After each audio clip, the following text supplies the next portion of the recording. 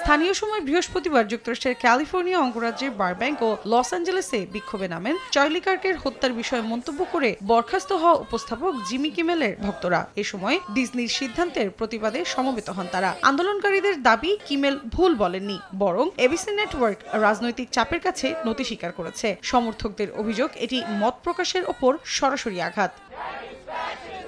একই দিন বিক্ষোভ হয়েছে নিউ ইয়র্কেও। স্লোগানে ট্রাম্পকে চলে যাওয়ার আহ্বান জানান আন্দোলনকারীরা। উস্কানিমূলক রাজনৈতিক কৌতুক চালিয়ে যাওয়ার ঘোষণা দেন হলিউডের স্ট্যান্ড আপ কমেডিয়ানরাও। এর আগে চলতি সপ্তাহের শুরুতেই কিমেল তার অনুষ্ঠানে বলেন, চার্লি কার্কের হত্যার ঘটনাকে রাজনৈতিক স্বার্থ হাসিলের জন্য ব্যবহার করছে মেগা গ্যাং। কার্কের সম্মানে যুক্তরাষ্ট্রের জাতীয় পতাকা অর্ধনমিত রাখার সমালোচনাও করেন তিনি। এরপর ডিজনি মালিকানাধীন এবিসি নেটওয়ার্ক তাদের জনপ্রিয় late night show host Jimmy কিমেলকে অনির্দিষ্টকালের জন্য সম্প্রচার থেকে সরিয়ে দেয়।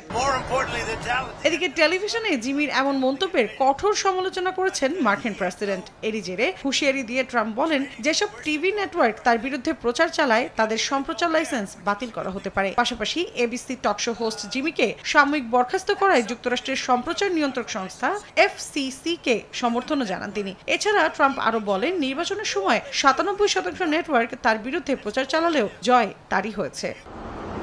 মৌসুমী সাথী, সময় সংবাদ।